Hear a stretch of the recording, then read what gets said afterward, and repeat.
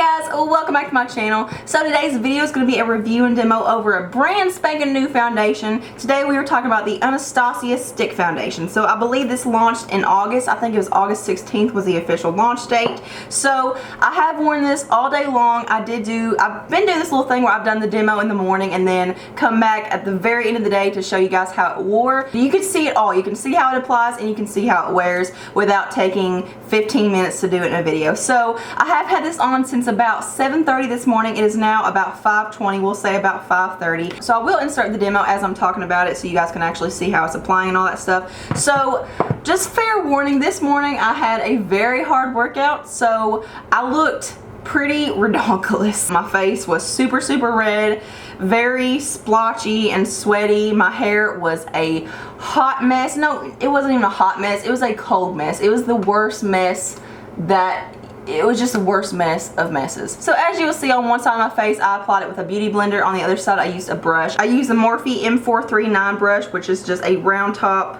big old kabuki brush. Is very dense. If a foundation has the potential to give you full coverage, that brush will give it to you. So I'm on the Sephora website right now. Let's go ahead and start talking about the description, the price, the shades, all that jazz. This runs for $25, which is an actually really good price for a high-end foundation. I did do some research and reading some reviews and stuff over the foundation, and a lot of people made a good point that it's really hard to find a good high-end foundation in there's always this price gap. There's very cheap stuff, there's drugstore, and then there's really expensive stuff in the $40 range, and then this foundation comes out at $25 and is smack dab in the middle. So I really do appreciate the price and the consideration that they're making it affordable, but not so affordable that it's like drugstore quality, if you know what I'm saying. So if you didn't catch on already, this is a stick foundation. This is like a cream foundation, and I picked up the shade Warm Natural, and it does match me pretty well. So here's what the foundation looks like on my skin. Here's what the consistency looks like. I mean, there's not really a whole lot you can say about it. It's just a stick foundation. There's no consistency to it. So I believe I counted 23 shades, which is absolutely incredible. And it looks like this line has it all. It has really light porcelain shades and very deep shades. And not only that, but it does have a wide array of skin tones within those. So it says this highly pigmented buildable cream stick foundation creates a natural looking matte finish, ideal for all skin tones in combination to oily skin types. It's easy to layer and delivers medium to full coverage with a smooth finish. It's perfect for all over coverage, touch-ups, or highlighting and contouring. So right off the bat, I do want to point out that I do have oily skin, but it's not extremely oily. I don't have shine problems or getting oily throughout the day problems. It's actually pretty calm. I don't really have to worry about it. But the number one thing that I don't like about this foundation is that it is not easy to blend out, and as you'll see in the demo, the beauty blender did not do a very good job at all. And I read a lot of reviews saying that the beauty blender was the best tool to use. I read where Jordan Liberty, who is an amazing makeup artist on here, say that he loved using a beauty blender with this. I personally think that a brush is better because I feel like it takes way too long to move around the product with a beauty blender. It just doesn't blend out half as good as a brush does, in my opinion. So that's why I went with that Morphe brush, because it really does smooth it out a lot quicker than using a sponge. But with the beauty blender, I just do not like this foundation at all. It's like it wants to stick to my skin and not move. It doesn't want to spread, it doesn't want to blend out. And it says that it's a medium to full coverage. I can definitely vouch for it being medium. It's definitely not full in my opinion. I do have some breakouts and some spots on my face today, and you'll probably see at the end of the demo that it didn't cover up all my blemishes and my acne spots. So that was kind of a problem because I did do 2 layers. The first layer I would definitely say is a lower medium coverage, and then when you build it up, I would say it's like a high medium. I do not want to put on 3 layers of foundation. I only did 2 today. Maybe with 3 layers it's full coverage, but who wants to sit there and put on 3 layers of foundation? That's just way too much. That's how you're going to get cake face.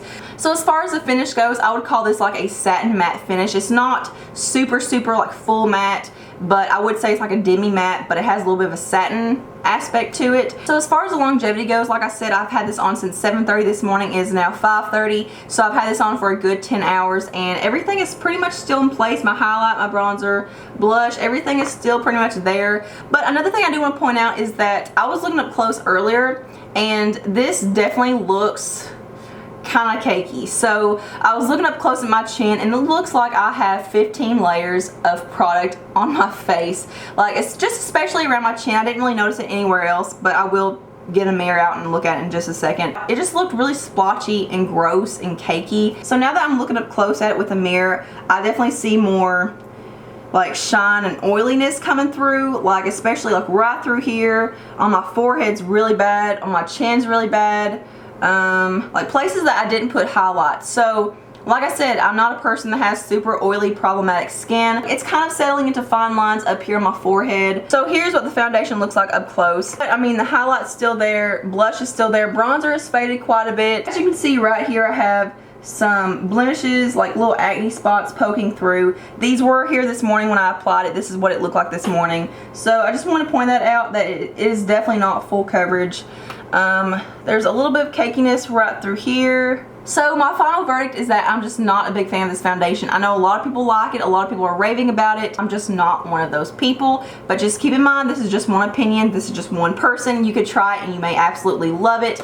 But I will also say that I'm usually not a big fan of stick foundations or cream foundations. I'm a little biased in that sense, but I went into this completely unbiased, very open-minded, hoping to like this foundation. And I'm just not a big fan of it. What worries me is that they say that this is a stick foundation that is more geared towards oily and combination skin people, but I'm not super oily and I'm having an issue with that. So that's what worries me. If it's geared towards oily skin people and I'm not super oily, that means if you have very, very, very oily skin, you probably won't like this foundation. And another thing I want to mention is that it has not been super hot in my area. Like, it's been pretty mild and I haven't really sweat a whole lot, so the fact that I'm getting oily kind of concerns me, but try this out for yourself. It's not a bad foundation, it just doesn't work for me. So if you do decide to try this out, make sure you let me know in the comments below how it worked out for you, what kind of skin you have, all that stuff. So I hope you guys enjoyed this video. Thank you so much for watching and hanging out with me today. Thumbs up if you like this video, subscribe, follow me on my social media, all the links are below. And also, I just made a Snapchat, so make sure you follow me at the Glamour Index. I'm having a ball with it. I'm posting all the time. I'm trying to be myself, and it's really fun, so make sure you go follow me on there at the Glamour Index, and I hope you guys have a beautiful day. Mwah. You don't blow smoke out your nose. You're a little baby. Babies don't smoke. You're just drawing all over your face. You don't even care.